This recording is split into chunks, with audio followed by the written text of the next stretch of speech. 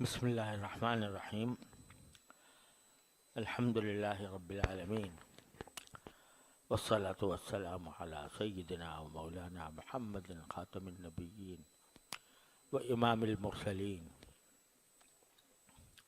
وقائد الغر المحجلین والوفد المتقبلین وعلى آلہ واصحابہ اجمعین وعلى كل من تبعهم بإحسان إلى يوم الدین۔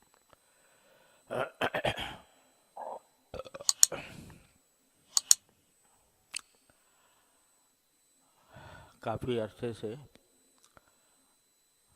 قرآن کریم کی دعاؤں کا بیان چل رہا ہے۔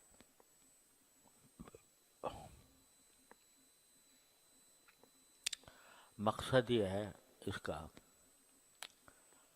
کہ ہمارے اندر اللہ تعالیٰ سے دعا کرنے کا ذوق پیدا ہو اور دعا کرنے کا طریقہ بھی آئے۔ دعا کا ایک ذوق ہوتا ہے۔ ذوق یہ ہے جس چیز کا انسان کو ذوق ہوتا ہے، یا دوسرے الفاظ میں کہہ لو شوق ہوتا ہے، اس طرف انسان لپکتا ہے۔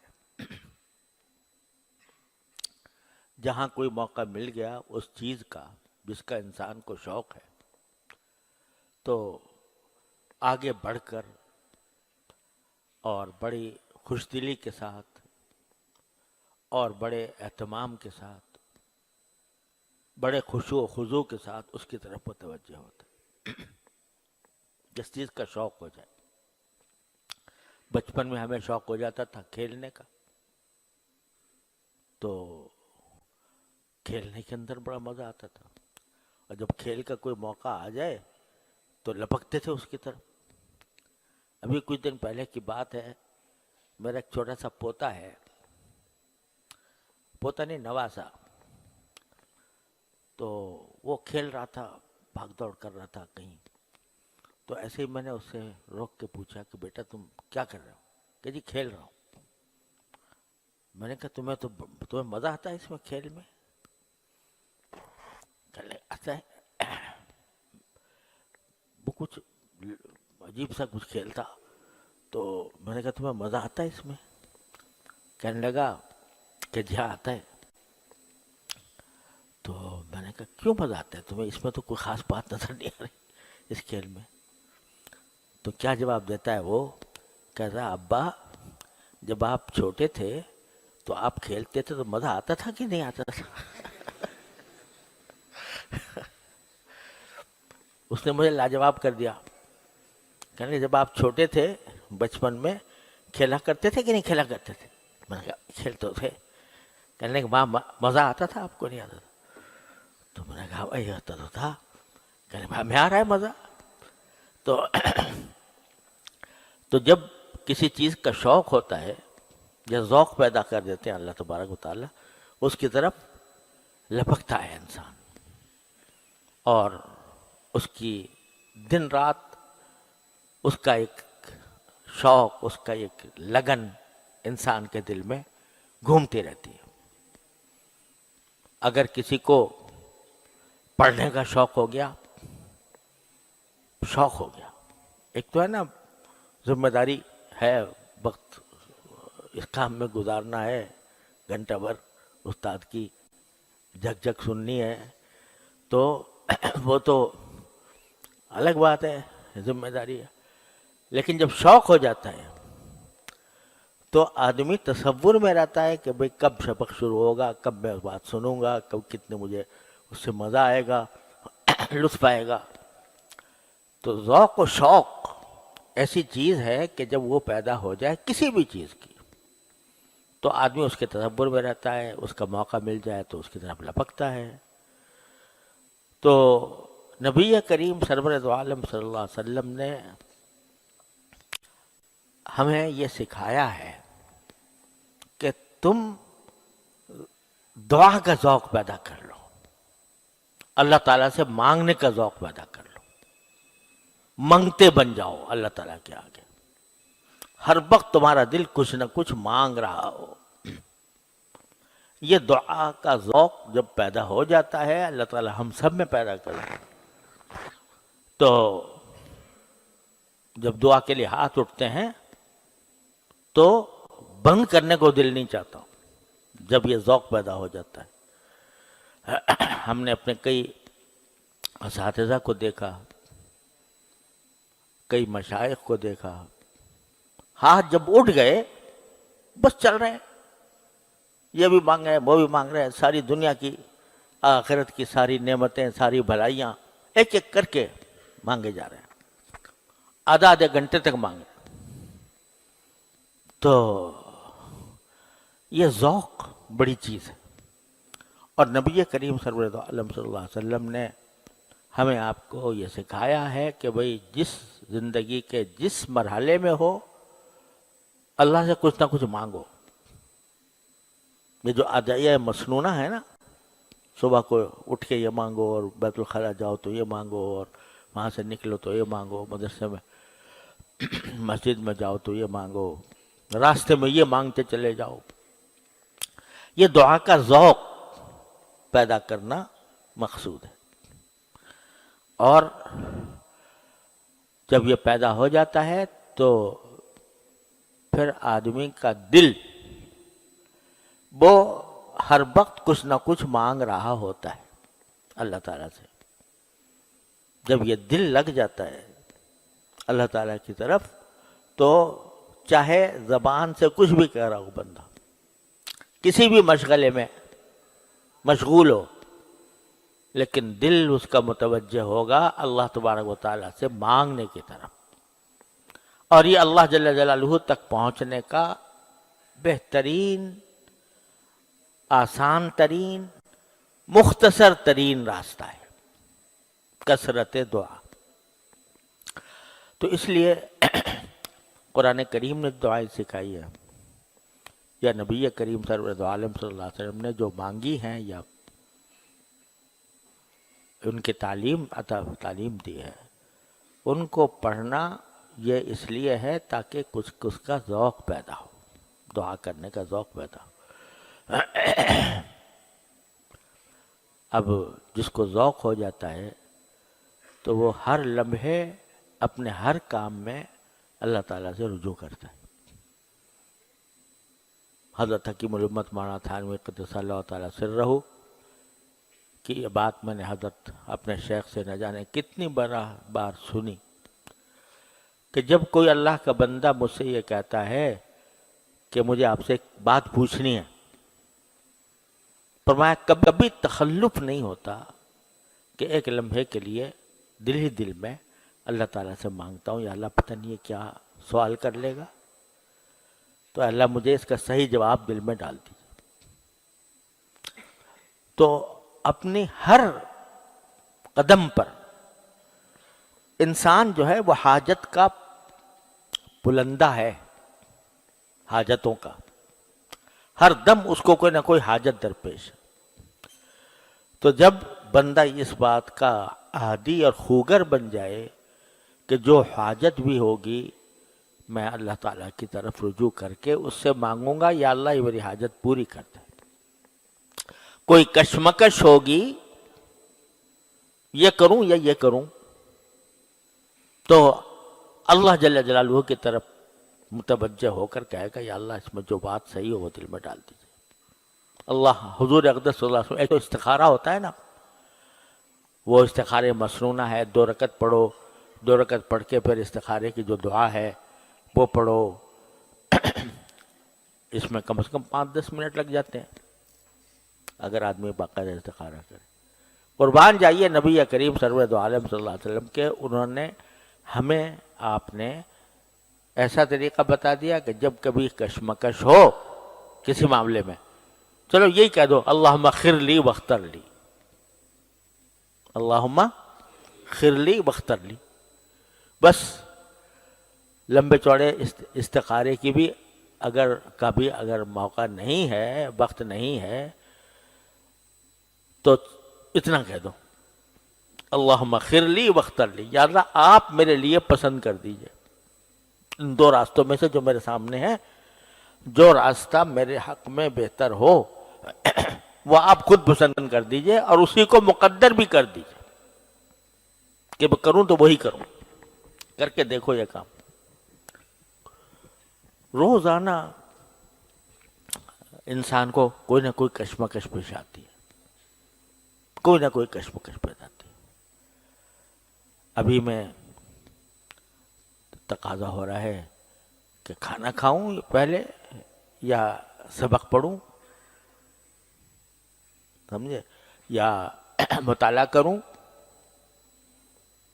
کہہ دو اللہم اغفر لی واغفر لی، پھر جو ہوگا وہ انشاءاللہ تمہارے حق میں بہتر ہوگا. تو جب عادی بن جاتا ہے بنجا دعا کرنے کا، تو اس ہر لمحے اس کا تعلق اللہ جل جلالہ سے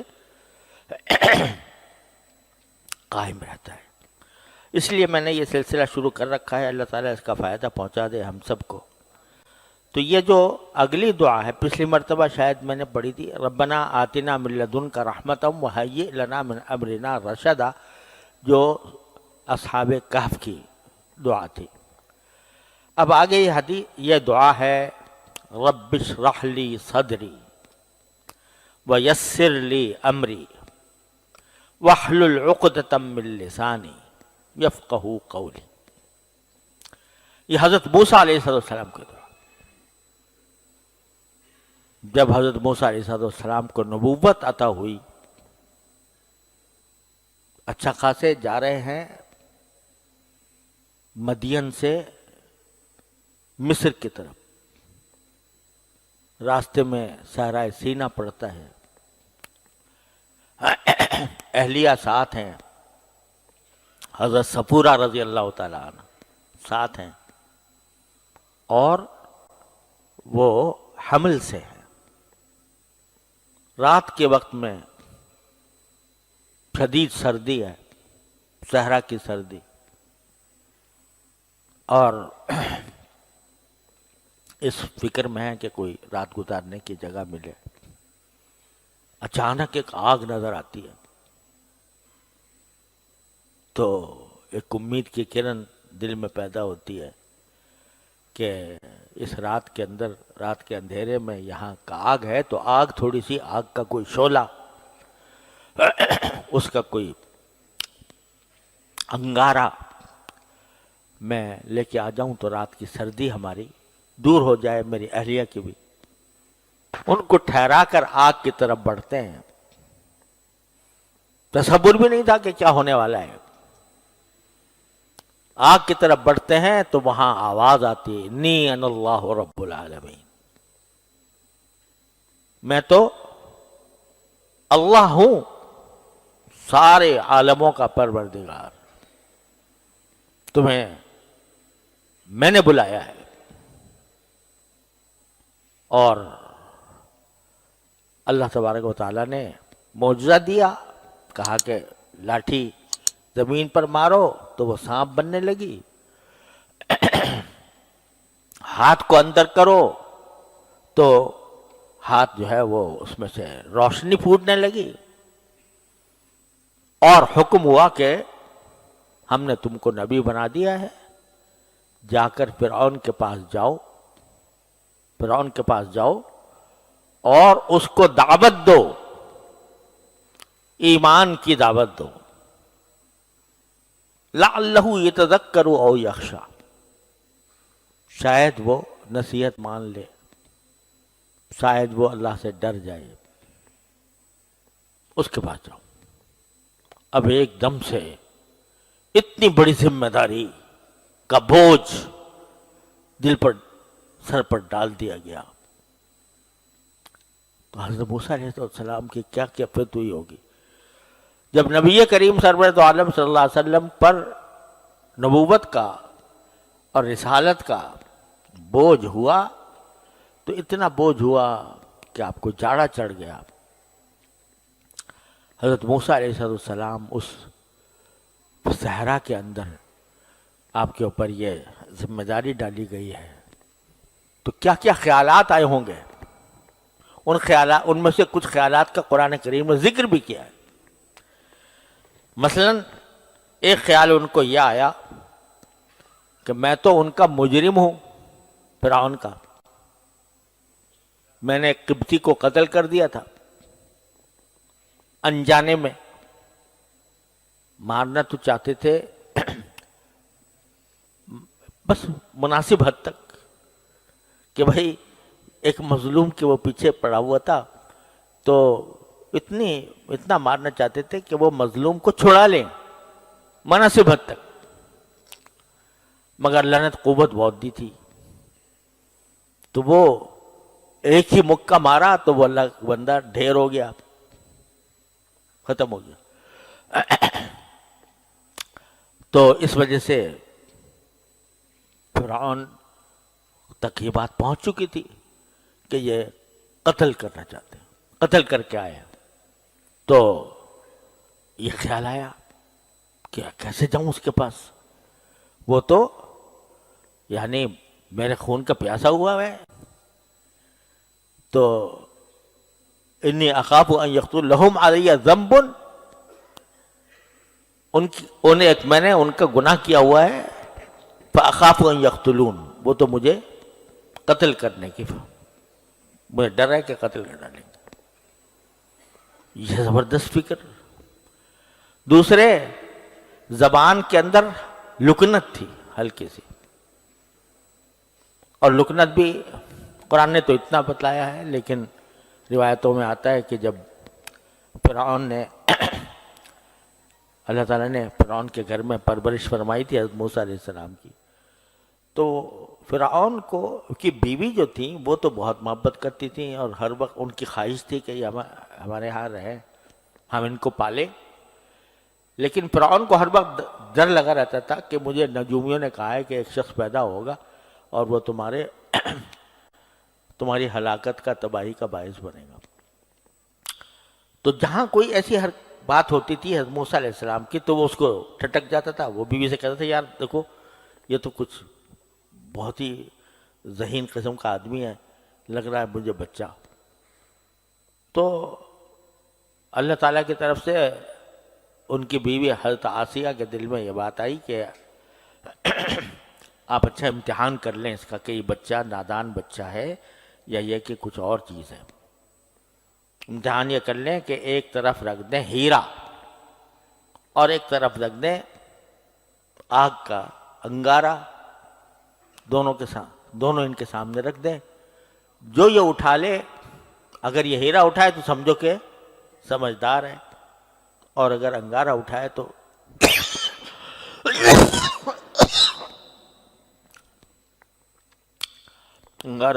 سمجھو کہ یہ بیچارہ معصوم بچہ ہے. رکھے تو حضرت موسیٰ علیہ السلام نے انگارہ اٹھا کر زبان پہ رکھ لیا، تاکہ اللہ تعالیٰ نے یہ کام کروایا ان سے تاکہ فرعون مطمئن ہو جائے کہ نہیں یہ کوئی خاص بات نہیں ہے، بچہ ہی ہے. لیکن اس کا اثر یہ ہوا کہ زبان میں لکنت پیدا ہو گئی.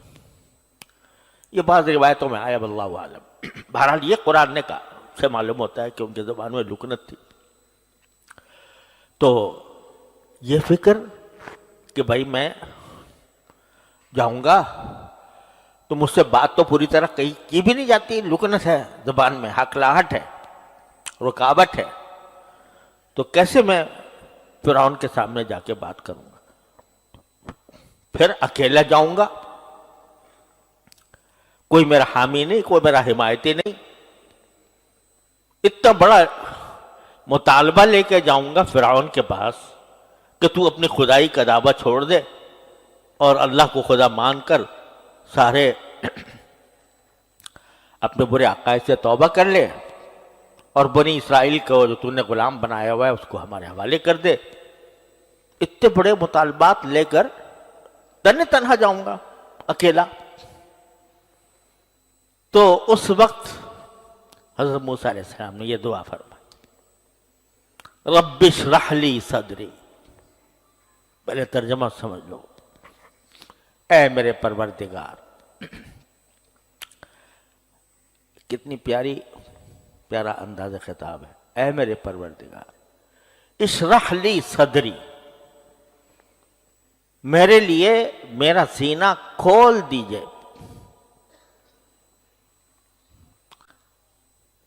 رب اشرح لی صدری ویسر لی امری، اور جو کام آپ نے میرے حوالے کیا ہے اس کو میرے لیے آسان فرما دیجیے۔ وَاحْلُلْ عُقْدَةً مِّن لِّسَانِي، اور میری زبان کے اندر جو گرہ پڑی ہوئی ہے، جو رکاوٹ ہے، اس کو کھول دیجئے، اس کو دور کر دیجئے۔ یفقہوا قولی، تاکہ وہ میری بات سمجھ لیں۔ وَاجْعَل لِّی وَزِیرًا مِّنْ أَہْلِی، اور میرے گھر والوں میں سے ایک میرا وزیر بھی مجھے دے دیجئے، میرا معاون۔ وَاجْعَل لِّی وَزِیرًا مِّنْ أَہْلِی ہارون اخی، میرے بھائی ہارون کو اشدد بہ ازری، اس کے ذریعے میری طاقت کو بڑھا دیجئے۔ وَأَشْرِكْهُ فِي أَمْرِي، اور ان کو میرے معاملے میں میرا بھی شریک بنا دیجئے، کہ جس طرح میں آپ کا پیغمبر ہوں، آپ نے مجھے پیغمبر بنایا، تو اس کو بھی پیغمبر بنا دیجئے، تاکہ ہم دونوں مل کے کیا کریں، کَإْ نُسَبِّحَكَ كَثِيرًا وَنَذْكُرَكَ كَثِيرًا إِنَّكَ كُنْتَ بِنَا بَصِيرًا۔ اب یہ عجیب بات دیکھو کہ مشن جو سونپا جا رہا ہے وہ کیا ہے؟ کیا ہے وہ؟ فرعون کے پاس جانا، اس کو دعوت دینا، اس کی اصلاح کی فکر کرنا، یہ ہے نا؟ اسی کے لیے ساری دعائیں ہو رہی ہیں، اسی کے لیے ہارون علیہ السلام کی معیت مانگی کہ تاکہ وہ میرے مدد کریں۔ لیکن مدد کرنے کے بعد کیا مانگ رہے ہیں؟ کیا ہوگا؟ کیا جب آپ میرا بھائی کو میرا وزیر بنا دیں گے، اس سے مجھے تقویت عطا فرما دیں گے، میرے معاملات میں وہ شریک ہو جائے گا، تو کیا ہوگا؟ کَإْ نُسَبِّحَكَ كَثِيرًا وَنَذْكُرَكَ كَثِيرًا۔ ہماری آخری منزل یہ ہے کہ ہم آپ کی کثرت سے تسبیح کریں اور کثرت سے آپ کا ذکر کریں، اور یہ بات ہر وقت پیش نظر رکھیں کہ اِنَّكَ كُنْتَ بِنَا بَصِيرًا، کہ آپ مجھے ہمیں ہر وقت دیکھ رہے ہیں۔ یہ کیا بات ہے؟ ورنہ سیدھی سی بات یہ کہنی چاہیے نا کہ آپ میرا سینہ کھولیے، میری زبان کے اوپر میں طاقت دیجئے، میرا بھائی کو میرا معاون بنا دیجئے، تاکہ ہم جا کر مؤثر انداز میں فرعون کو دعوت دے سکیں۔ اسی کے لیے تو ہو رہا نا سارا کام، لیکن اس کا ذکر نہیں، بلکہ کیا؟ کَإْ نُسَبِّحَكَ كَثِيرًا وَنَذْكُرَكَ كَثِيرًا۔ بتلانا یہ مقصود ہے کہ چاہے فرعون کو دعوت دی جا رہی ہو، چاہے تبلیغ کے لیے آدمی جا رہا ہو، چاہے کسی بھی تعلیم کے لیے جا رہا ہو، وہ بذات خود مقصود نہیں۔ نہ تعلیم بذات خود مقصود، نہ تبلیغ بذات خود مقصود، نہ بادشاہ کی اصلاح بذات خود مقصود۔ مقصود اصلی یہ ہے کہ ہم آپ کی تسبیح اور آپ کا ذکر کثرت سے کریں، یعنی آپ کے ساتھ ہمارا تعلق مضبوط ہو جائے، کہ چلتے پھرتے اٹھتے بیٹھتے چاہے کچھ کر رہے ہوں، چاہے فرعون کی اصلاح کر رہے ہوں، چاہے اس کا اپنے بنی اسرائیل کا دفاع کر رہے ہوں، چاہے ہم اپنے آپس میں دونوں بھائی مل کر عجیب مشن کے اوپر روانہ ہو رہے ہوں، لیکن ہمارا مقصود اصلی یہ ہے کہ آپ کے ساتھ ہمارا تعلق اتنا مضبوط ہو جائے کہ چلتے پھرتے اٹھتے بیٹھتے ہر آن ہم آپ کا کثرت سے تسبیح کریں اور کثرت سے آپ کا ذکر کریں۔ تو یہ اللہ تبارک و تعالیٰ نے ان کی زبان سے کہلوایا۔ ہمارے لیے سبق یہ ہے اس میں کہ ہم بعض اوقات راستے کو مقصود بنا لیتے ہیں، راستے کو مقصود بنا لیتے ہیں۔ علم حاصل کرنا فرض ہے، لیکن بذات خود مقصود نہیں۔ مقصود یہ ہے کہ اس کے علم حاصل ہونے کے بعد آدمی عمل کرے اس کا۔ تبلیغ کسی کو دین کا پیغام پہنچانا یا تدریس بہت اچھا کام ہے، ثواب کا کام ہے، لیکن بذات خود مقصود نہیں۔ مقصود یہ ہے کہ اس کے ذریعے ہمارا تعلق بھی اللہ سے مضبوط ہو، اور جس کو ہم تبلیغ کر رہے ہیں، جس کو ہم پڑھا رہے ہیں، اس کا تعلق بھی اللہ سے مضبوط ہو۔ جہاد کر رہے ہیں تو جہاد یعنی لڑائی اپنی ذات میں مقصود نہیں، مقصود یہ ہے کہ اللہ تبارک و تعالیٰ کے حکم کی اطاعت میں اپنی جان قربان کرنے کے لیے تیار ہوں، اور تیار ہونے کے بعد اللہ تعالیٰ کے ساتھ ہمارا تعلق مضبوط ہو۔ یعنی جب جہاد کے میدان میں ہوں اور موت کا آنکھوں کے سامنے نظر آ رہی ہو تو اس وقت بھی کیا کہیں کہ غدن نلقى الاحبہ محمدن وصحبہ۔ حضرت بلال رضی اللہ تعالیٰ عنہ جہاد کے اندر، حضرت بلال مؤذن رسول اللہ صلی اللہ علیہ وسلم، جب جہاد کے اندر ایک ایسا موقع آیا کہ جہاں جان دینے کی بالکل آنکھوں کے سامنے تھا کہ بس اب جان جائے گی، تو کیا جملہ زبان پر آتا ہے؟ غدن نلقى الاحبہ محمدن وصحبہ۔ بس مزہ آ گیا، کل ہماری ملاقات ہوگی اپنے دوستوں سے، محمد صلی اللہ علیہ وسلم سے، اپنے حضور کے اصحاب سے۔ تو جو مقصود اصلی ہے کہ اللہ تبارک و تعالیٰ کے ساتھ تعلق اور جناب رسول اللہ صلی اللہ علیہ وسلم کی معیت، اس کی طرف دھیان ہے۔ تو یہ چیز جو ہے نا، یہ ہماری، چاہے ہم کسی بھی دین کے کسی شعبے میں کام کر رہے ہوں، تعلیم میں ہوں، تبلیغ میں ہوں، دعوت میں ہوں، سیاست میں ہوں، کہیں بھی ہوں، لیکن مقصود اصلی کیا ہے؟ کَإْ نُسَبِّحَكَ كَثِيرًا وَنَذْكُرَكَ كَثِيرًا إِنَّكَ كُنْتَ بِنَا بَصِيرًا۔ اب ذرا اس دعا کے بارے میں جو الفاظ ہیں ان کو پر غور کرو۔ پہلی دعا کیا کی؟ رب اشرح لی صدری، اے اللہ میرے لیے میرے سینے کو کھول دیجئے کہہ لو، کشادہ کر دیجئے کہہ لو۔ اب بیچاری اردو زبان جو ہے نا، وہ بڑی چھوٹی سی زبان ہے، اس کے اندر ہر مفہوم کو ادا کرنے کے لیے کوئی الگ لفظ نہیں ہوتا۔ تو نتیجہ یہ کہ ہم ترجمہ جب کرتے ہیں تو اسی محدود دائرے میں رہ کر کرتے ہیں۔ شرح، شرح یشرح شرحن، عربی زبان میں اس کا جب ترجمہ کرتے ہیں ہم تو کہتے ہیں کھول دے، کھولنا، اور بعض اوقات اس کے معنی کسی چیز کو وسعت دے دینا، لیکن دونوں لفظ اس کے پورے مفہوم کو ادا نہیں کرتے۔ شرح یشرح شرحن کے معنی یہ ہوتے ہیں کہ کسی چیز کے چھپی ہوئی صلاحیتوں کو وسعت کے ساتھ کھول کر پھیلا دینا۔ اتنی لمبی تشریح ہے اس کی، سمجھے نا؟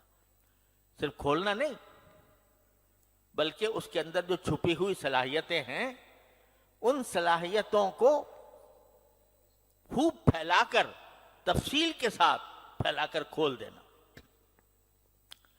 یہ جو ہوتا ہے نا بھئی کتاب، فلاں کتاب کی شرح، کیا مطلب ہے شرح؟ شرح ہونے کا معنی یہ ہے کہ جو کتاب کے اندر جو باتیں پوشیدہ ہیں اس میں اغلاق تھا، اس میں اختصار تھا، اور اس شرح نے آ کر اس کی چھپے ہوئے نکات کو، چھپے ہوئے خزانوں کو وسعت کے ساتھ کھول دیا، پھیلا دیا۔ یہ ہوتی شرح۔ تو جب یہ مانگا کہ میرے سینے کو کھول دیجئے، تو کیا مانا؟ کہ اس سینے کے اندر جو اشکال ہے، ابہام ہے، اجمال ہے، اس کو کھول کر پھیلا کر کھول دیجئے کہ میرا بالکل پورا مکمل مجھے اطمینان حاصل ہو جائے. اسی کو اردو میں تعبیر کرتے ہیں شرح صدر ہو جانا. شرح صدر یعنی کسی بات پر اتنا اطمینان ہو جانا کہ اس میں دوسری جانب کا کوئی امکان باقی نہ رہے. اس کو شرح صدر کہتے ہیں. سمجھے نا؟ قرآن کریم فرماتا ہے الم نشرح لک صدرک. رسول کریم صلی اللہ علیہ وسلم پر اپنے انعامات کا ذکر کرتے ہوئے اللہ تبارک و تعالی نے فرمایا کہ کیا ہم نے تمہارا سینہ کھول نہیں دیا؟ کیسے کھولا؟ وحی آنے کے بعد، نبوت آنے کے بعد طویل زمانہ رسول کریم صلی اللہ علیہ وسلم پر ایسا گزرا ہے کہ سخت بے چینی میں آپ مبتلا تھے.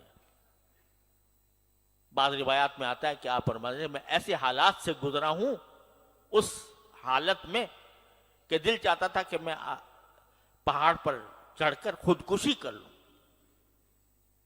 ایسی بے چینی کا عالم، کیا وہ تصور ہم کر نہیں سکتے اس بے چینی کا جو رسول کریم صلی اللہ علیہ وسلم پر طائر ہوئی تھی.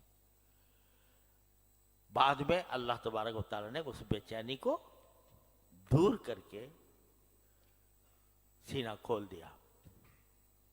تو اس نعمت کو اللہ تعالیٰ بتا رہے ہیں الم نشرح لک صدرک، کیا ہم نے تمہارے سینے کو کھول نہیں دیا تھا؟ وَوَضَعْنَا عَنْكَ وِزْرَكَ الَّذِي أَنْقَضَ ظَهْرَكَ، اور تمہارے اوپر جو بوجھ تھا جس نے تمہاری کمر توڑ رکھی تھی وہ بوجھ ہم نے ہٹا دیا. تو شرح صدر کا لفظ اس وقت استعمال کیا اللہ تبارک و تعالیٰ نے. ظاہر ہے نبی کریم صلی اللہ علیہ وسلم نے جب آنکھوں سے دیکھا، جبرائیل امین نے آپ کو وحی پہنچائی، تو کوئی یقین تو تھا پورا، لیکن کیا کیفیات تھی جن سے گزر رہے تھے اللہ تعالیٰ ہی بہتر جانتے. اس میں باوجود ہے کہ آپ اللہ تعالیٰ کی وحی پر ایمان رکھتے تھے، لیکن طبیعت میں ایک گھٹن تھی، ایک اضطراب تھا، ایک بے چینی تھی. تو اللہ تعالیٰ نے جب اس کو کھول دیا تو وہ شرح صدر کا ہے. شرح صدر، تو یہ شرح صدر بھی اللہ تعالیٰ کی بڑی نعمت ہے کہ آدمی کو کسی چیز کے اوپر اتنا اطمینان ہو جائے کہ اس کے خلاف کوئی تصور اس کو بھٹکا نہ سکے. اس کو شرح صدر کہتے ہیں. اور اس کی ہمیں ہر چیز میں ضرورت ہوتی. اگر فرض کرو ایک آدمی کو یہ خیال ہے کہ میں کون سی تجارت شروع کروں، کئی راستے اس کے سامنے ہیں، بے چینی میں مبتلا رہے گا، یہ کروں یا کروں، اس میں یہ شک ہو رہا ہے، اس میں یہ شک ہو رہا ہے. لیکن اس وقت اگر وہ اللہ تعالیٰ سے مانگے رب اشرح لی صدری، اللہ مجھے شرح صدر فرما دیجئے، میرا سینہ کھول دیجئے کہ میں کون سا راستہ اختیار کروں. اسی طرح کسی کو نکاح کرنا ہے اپنی اولاد کا، کئی راستے سامنے، کیا کروں، یہاں کروں وہاں کروں، تو اس وقت میں بے چین ہوتا ہے کہ نہیں ہوتا؟ تو مانگے اللہ تعالیٰ سے رب اشرح لی صدری، اے اللہ میرا سینہ کھول دیجئے. یعنی جو صحیح راستہ ہے وہ دل میں اس طرح اس کے اوپر جم جائے دل کہ اس میں کوئی شبہ باقی نہ رہے، کوئی شک باقی نہ رہے، اطمینان کامل حاصل ہو جائے. اس کو کہتے ہیں شرح صدر. یہ مانگ رہے ہیں حضرت موسیٰ علیہ السلام. پہلی چیز جس کی مجھے ضرورت ہے اس وقت وہ شرح صدر ہے، کیونکہ طرح طرح کے وساوس آ رہے ہیں، طرح طرح کے خدشات پیدا ہو رہے ہیں. مجھے مار دیں گے، مجھے قتل کر دیں گے، میری بات نہیں سنیں گے، مجھے دھتکار دیں گے، مجھے داخل نہیں ہونے دیں گے. میری قوم کو نقصان پہنچائیں گے، ہزار طرح کے شبہات پیدا ہو رہے ہیں۔ تو پہلا کام تو مجھے حاجت جو ہے پہلی، وہ یہ ہے کہ میرا سینہ کھل جائے، کہ بس جو کام کرنے جا رہا ہوں بس وہی صحیح ہے، اطمینان کامل حاصل ہو جائے۔ اس کی ہمیں ہر قدم پر ضرورت ہوتی ہے، شرح صدر حاصل ہو جائے۔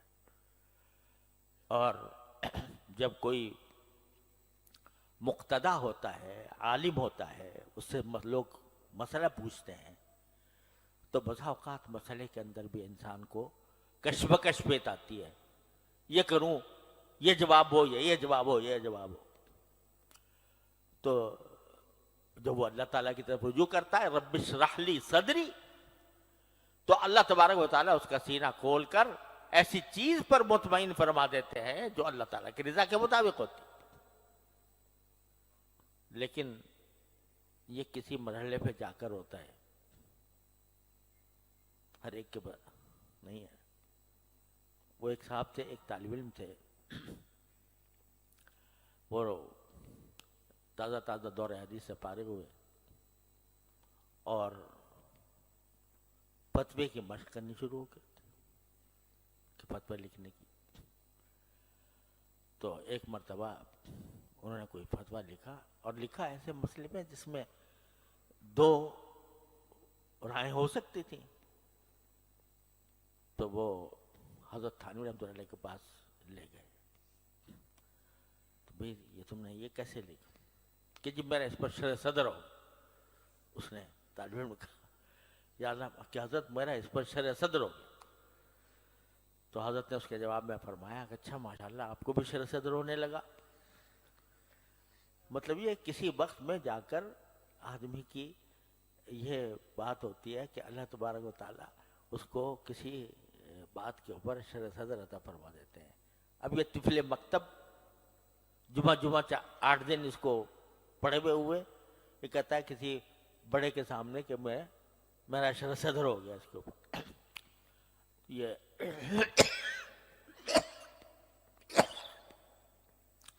بعض اوقات جہل مرکب جو ہوتا ہے نا، جہل مرکب، تو اس میں بھی شرح صدر ہو جاتا ہے۔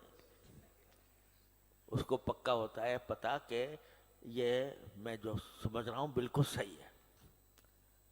تو وہ عربی زبان میں ایک شعر ہے کہ ایک کوئی ایسے ہی چلتے پھرتے آدمی تھے، بظاہر مولوی ہو گئے تھے، تو ان سے کسی نے کوئی مسئلہ پوچھا۔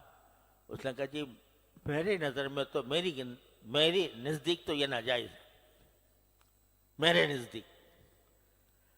تو ایک بڑے عالم تھے، انہوں نے وہ شعر لکھا، کہا شعر سے اس کا جواب دیا کہ یقولون ھذا عندنا غیر جائز، یقولون ھذا عندنا غیر جائز ومن انتم حتی یکون لکم عندو، ومن انتم، تم ہو کون؟ غیر جائز۔ تو یہ بعض اوقات جہل مرکب والے کو بھی ہو جاتا ہے، وہ شیطان کی طرف سے ہوتا ہے، سمجھے نا۔ لیکن یہاں کس سے مانگ رہے ہیں شرح صدر؟ پروردگار سے۔ رب اشرح لی صدری، اے میرے پروردگار میرا سینہ کھول دیجیے۔ اس کھلے ہوئے سینے کی ہمیں ہر جگہ ضرورت ہے، ہر قدم پر ضرورت ہے۔ جو کام ہم کر رہے ہیں اس پر دل مطمئن ہو کہ ہم صحیح کر رہے ہیں، الحمدللہ صحیح کر رہے ہیں۔ لہٰذا اللہ سے مانگنے کی بھی ہر وقت ضرورت ہے، یا اللہ میرا سینہ کھول دیجیے، یا اللہ میرا سینہ کھول دیجیے۔ یہ اتنی بڑی نعمت ہوتی ہے سینے کا کھل جانا، کہ کشمکش سے باز آ گیا انسان، کشمکش سے نکل گیا، جو صحیح راستہ ہے اس کو اختیار کر بھی لیا، اور اس پہ مکمل اطمینان بھی حاصل ہو گیا۔ تو یہ چیز انسان کے اختیار میں نہیں ہوتی، یہ اللہ تبارک و تعالیٰ کی عطا ہوتی۔ تو پہلی چیز جو مانگی حضرت موسیٰ علیہ السلام نے وہ شرح صدر مانگا، رب اشرح لی صدری ویسر لی امری، اور میرے سارے کاموں کو آسان کر دیجیے۔ کتنا بڑا کام ہے مصر جانا، جہاں وارنٹ نکلے ہوئے ہیں گرفتاری کے، جہاں قتل امن کا مقدمہ چل رہا ہے، جہاں لوگ پکڑنے والے موجود ہیں، وہاں جانا، وہاں سے فرعون کے دربار تک پہنچنا، اور دربار تک پہنچ کر اس سے اس کی مرضی کے بالکل خلاف بات کرنا۔ کتنے ہر ایک کام ایک پہاڑ، لیکن کتنا بھی بڑا پہاڑ ہو، اللہ سے مانگنا یہی ہے کہ اللہ اس کو میرے لیے آسان کر دیجیے، رب ویسر لی امری۔ جب بھی کسی انسان کو کوئی مشکل پیش آئے، بڑا مسئلہ درپیش ہو کہ بھئی بہت مشکل نظر آ رہا ہے، تو کیوں خامخواہ پریشان ہوتے ہو؟ جس کا اللہ ہو اسے پریشانی کیوں ہو؟ تو وہ یہ مانگو، یا اللہ اتنا مشکل نظر آ رہا ہے، یسر لی امری، میرے لیے آسان فرما دے۔ یہ عبدیت کا تقاضا ہے، بندگی کا تقاضا ہے، کہ بندہ اپنے آپ کو محتاج کر کے اللہ تعالیٰ سے کہے کہ اللہ مجھے آسان چاہیے۔ حضور اقدس سرور دو عالم صلی اللہ علیہ وسلم کا معمول یہ تھا کہ ما خیر بین امرین الا اختار ایسرہما، جب دو چیزوں میں آپ کو اختیار دیا جاتا کہ یہ چاہو یہ کر لو، یا چاہو تو یہ کر لو، تو ان میں سے جو آسان چیز تھی وہ آپ اختیار فرماتے تھے۔ اب اگر دیکھو کوئی ایسے ہی جعلی پیر ہو، جعلی، تو وہ کیا کرے گا کہ ایسا مشکل راستہ اختیار کرے گا مرید، تاکہ یہ دیکھیں کہ دیکھو یہ اتنا بڑا مجاہد ہے، اور اتنا بڑا یہ اتنے بڑے مشکل فیصلے اس نے کیے اور مشکل کام کر رہا ہے۔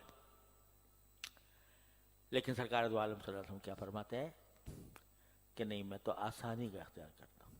یہ بندگی کا تقاضا ہے۔ اللہ میاں کے سامنے طاقت نہیں جتانی، اللہ میاں کے سامنے اپنے آپ کو طاقتور ظاہر نہیں کرنا، اللہ تعالیٰ کے سامنے تو بندگی ہے، عاجزی ہے، عجز و نیاز ہے، سر جھکانا ہے، یا اللہ میرے بس کا نہیں ہے، آپ آسان کریں گے تو ہو جائے گا، آپ کی آسان کیے بغیر کوئی کام نہیں ہو سکتا۔ یسر لی امری، اللہ تعالیٰ سے ہمیشہ آسانی مانگو۔ اللہم الطف بی فی تیسیر کل عسیر فإن تیسیر کل عسیر علیک یسیر۔ یہ دعا سے کہے رسول کریم کہ اے اللہ میرے ساتھ مہربانی فرمائیے، ہر مشکل کام کو آسان بنا دیجیے۔ تو بندگی کا تقاضا یہی ہے کہ وہ آسان راستے کو اختیار کرے۔ مسجد جانا ہے، اب ایک راستہ یہ ہے کہ لمبا چل کے جائے، اور ایک راستہ یہ ہے کہ گاڑی میں بیٹھ کے آ جائے، سمجھے؟ اگر واک کرنی ہے تو خیر ورزش کرنی ہے، یا یہ کہ یہ خیال ہے کہ بھئی میرے نشانے قدم گنے جائیں گے اللہ تعالیٰ کے ہاں، لیکن اپنے آپ پر زبردستی کر کے نہ دنیا کا فائدہ مقصود ہے، نہ قدم گنے جانے کا فائدہ مقصود ہے، یہ دکھانا مقصود ہے کہ بھئی میں تو اتنا مشکل کام، جب دو راستے ہیں تو میں مشکل کام اختیار کروں۔ یہ سنت کے خلاف۔ سنت یہی ہے کہ آدمی اپنے لیے آسانی کا راستہ تلاش کرے۔ تو وَيَسِّرْ لِي أَمْرِي، ہر بات میں بندے کو چاہیے کہ اللہ تعالیٰ سے آسانی مانگے، اور وَحْلُلْ عُقْدَةً مِّن لِّسَانِي، اے اللہ میری زبان سے گرہ کھول دیجیے۔ وہاں تو حقیقی گرہ تھی، لکنت تھی. حضرت موسیٰ علیہ السلام کی زبان مبارک میں تھوڑی سی رکاوٹ تھی. لیکن ایک رکاوٹ ظاہری ہوتی ہے اور ایک معنوی ہوتی ہے. یعنی بظاہر زبان کے اندر کوئی رکاوٹ نہیں ہے، لیکن بولا نہیں جا رہا، بولا نہیں جا رہا تو رکاوٹ معنوی کھڑی ہو گئی. ہم جتنے یہ جب بعض تقریر کرنے والے ہیں نا، یہ بعض اوقات اس گھمنڈ میں آ جاتے ہیں کہ ہم نے بڑی اچھی تقریر کی، ہم نے بڑا اچھا بیان کیا، ہم نے لوگوں کو مسحور کر دیا. ارے بھائی ہمارے بیان میں تو لوگ رو رہے تھے، گریہ تاری تھا، وغیرہ وغیرہ. لیکن یہ سب اللہ جل جلالہ کی عطا ہوتی ہے. اگر کسی وقت وہ عطا واپس لے لیں، مجال ہے کہ کچھ بول سکو، مجال ہے کہ کچھ کہہ سکو. یہ جو زبان رباں ہو جاتی ہے، یہ اللہ تعالیٰ زبان کی گرہ کو کھول دیتے ہیں. اگر ان کی طرف سے گرہ ڈال دی جائے تو ہزار مضمون بھی تمہارا آ رہا ہو، کوئی لفظ چلے گا نہیں.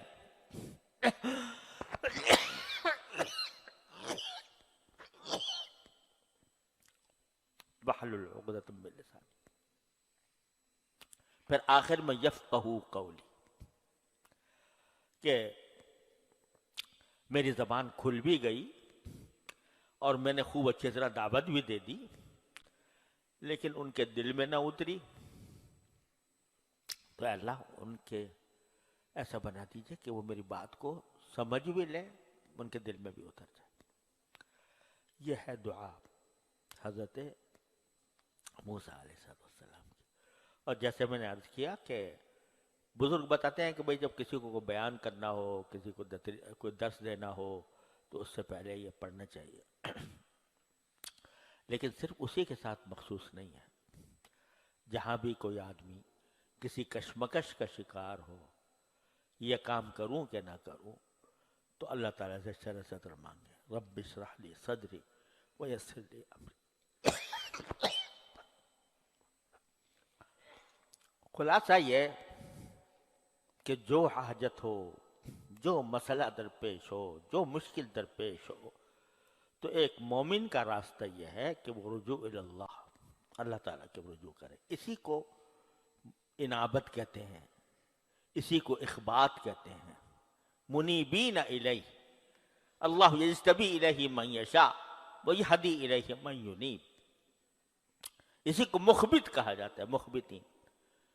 جو کثرت سے اللہ تبارک و تعالیٰ کی طرف رجوع کرنے والا ہو، اللہ تعالیٰ کے ساتھ تعلق رکھنے والا ہو، ہر چیز اللہ تعالیٰ سے مانگتا ہو، وہ ہے منیب. ان فی ذلک لآیات لکل عبد منیب. جب بندہ اللہ تعالیٰ کی طرف رجوع کر لیتا ہے اور رجوع کا عادی بن جاتا ہے، تو اس کے اوپر علوم وارد ہوتے ہیں. اس کے اللہ تبارک و تعالیٰ اس کو ایسے علوم عطا فرماتے ہیں، ایسے معارف عطا فرماتے ہیں کہ جو کبھی اس کے تصور میں بھی نہیں آئے تھے. اللہ تعالیٰ اپنے فضل و کرم سے، اپنے رحمت سے ہم سب کو رجوع اللہ کے توفیق عطا فرمائے، اور اپنا ہر کام، اپنی ہر حاجت اللہ تعالیٰ سے مانگنے کی توفیق عطا فرمائے. ہمیں اللہ تعالیٰ اپنا منگتا بنائے. اللہم صلی علی سیدنا محمد کما صلیت علی ابراہیم وعلی آل ابراہیم. یا اللہ اپنے فضل و کرم سے ہمارے تمام گناہ کو معاف فرما دے. چھوٹے تمام ہر طرح کے چھوٹے بڑے اگلے پچھلے خفیہ علانیہ ہر طرح کے گناہوں کو معاف. اے اللہ ہمارے اعمال و اخلاق کی اصلاح فرما دے. یا اللہ ہمیں کثرت سے اپنے طرف رجوع کرنے والا بنا دے. یا اللہ اپنے منیب بندوں میں شامل فرما دے. یا اللہ اپنے منیب بندوں میں شامل فرما دے. یا اللہ اپنے منیب بندوں میں شامل فرما دے. یا اللہ آپ نے فرمایا ہے یجتبی الیہ من یشاء ویہدی الیہ من ینیب، اے اللہ ہمیں ان بندوں میں شامل فرما لے جن کا آپ نے اس آیت میں ذکر فرمایا۔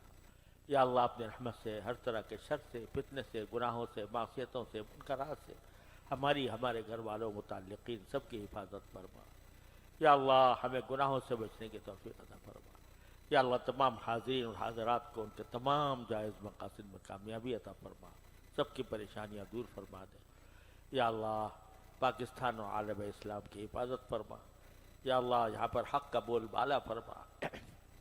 یا اللہ ہر طرح کے شر سے ہمارے عالم اسلام کو محفوظ فرما۔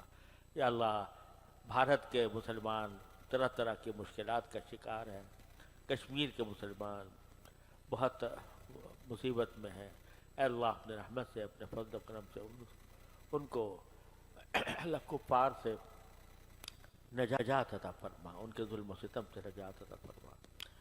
ربنا تقبل منا انك انت السميع العليم وتب علينا انك انت التواب الرحيم، وصلى الله تعالى على خير خلقه سيدنا مولانا محمد وعلى اله واصحابه اجمعين، آمين برحمتك يا